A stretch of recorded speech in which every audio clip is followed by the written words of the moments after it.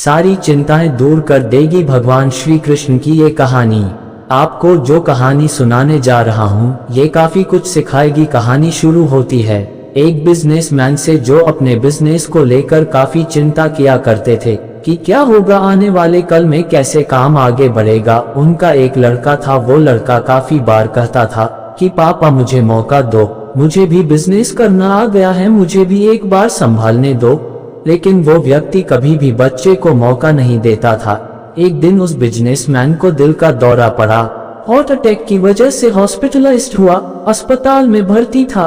बच्चा दौड़ करके पहुंचा, देखा कि पापा एडमिट है। डॉक्टर्स ने कहा कि अब थोड़ा पहले से ठीक है, धीरे धीरे रिकवर होंगे। लड़के ने अपने दोस्त को कॉल किया कि भाई आजा, मेरे पापा एडमिट है। और वो दोस्त आ गया। उसने पूछा क्या हो गया। उसने सारी बात अपने दोस्त को बताई। उसके बाद ये जो बिजनेसमैन का लड़का था उसने अपने दोस्त को बोला चलना, बाहर चल के आते हैं। बहुत देर हो गई।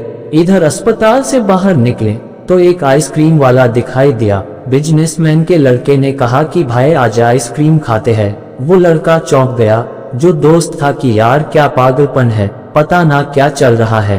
पापा अंदर भर्ती हैं, यह बाहर आइसक्रीम खरीद के खा रहा है। दोस्त ने उस लड़के से पूछा समझ नहीं आ रहा है तुम्हारे बिजनेस का क्या होगा, आने वाले कल में तेरे पापा एडमिट हो गए हैं, उनकी तबीयत ठीक नहीं है, दिल का दौरा पड़ा है, हार्ट अटैक हुआ है।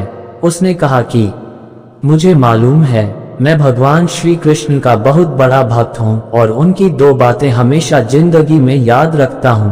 पहली बात जो हम सबको मालूम है कि काम करना है, फल की चिंता नहीं करनी है, तो जो होगा देखा जाएगा। अपने काम पर फोकस करूंगा, बिजनेस भी अच्छा चलेगा। दूसरी बात मैं तुम्हें एक कहानी सुनाता हूँ। भगवान श्री कृष्ण की जो पत्नी थी माँ रुक्मिणी, इनका विवाह हुआ तो जो बड़ा बेटा हुआ उसका नाम प्रद्युम्न था। और प्रद्युम्न के जन्म के 10 दिन बाद ही प्रद्युम्न का अपहरण हो गया। माँ रुक्मिणी नाराज रहने लगी, उदास रहने लगी। क्या हो गया है? भगवान श्री कृष्ण कहते थे कि चिंता मत करो, प्रद्युम्न ठीक होगा, जहाँ भी होगा तुम स्वस्थ रहा करो। लेकिन इसी चिंता में रुक्मिणी जी के साल बीतते गए। 18 साल के बाद में प्रद्युम्न की वापसी हुई और जब प्रद्युम्न द्वारका वापस आए तो उनके साथ में उनकी पत्नी मायावती थी। समस्या ये थी कि जो मायावती थी उसकी उम्र 20 साल ज्यादा थी। प्रद्युम्न से माँ रुक्मिणी पहले तो खुश हुई, फिर दुखी हुई कि इतनी बड़ी लड़की से शादी करके आ गया। भगवान श्री कृष्ण के पास गई और कहने लगी कि क्या हो गया है। भगवान श्री कृष्ण ने कहा कि जो हो गया है उसको स्वीकार कर लो, चिंता मत करो।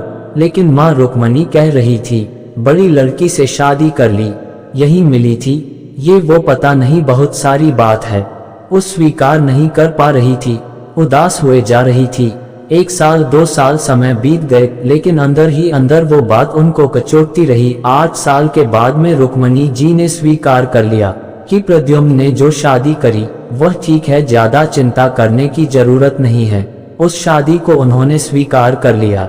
एक तरीके से अपनी जिंदगी के 26 साल उन्होंने उदासी में बिता दिए। लड़का बोला कि भाई मैंने भी जिंदगी में स्वीकार करना सीख लिया है, क्योंकि भगवान श्री कृष्ण कहते हैं कि जो हो रहा है उसको स्वीकार कर लो, जिंदगी अपने आप सहज हो जाएगी। छोटी सी कहानी जो 2 बड़ी बातें सिखाती है कि जिंदगी में जो हो रहा है, जिंदगी चलती चली जाती है, आप भी चलते रहिए, जो होगा अच्छा होगा। जीवन के रण में खुद ही श्री कृष्ण और खुद ही अर्जुन बनना पड़ता है। रोज अपना ही सारथी बनकर जिंदगी की महाभारत से लड़ना पड़ता है।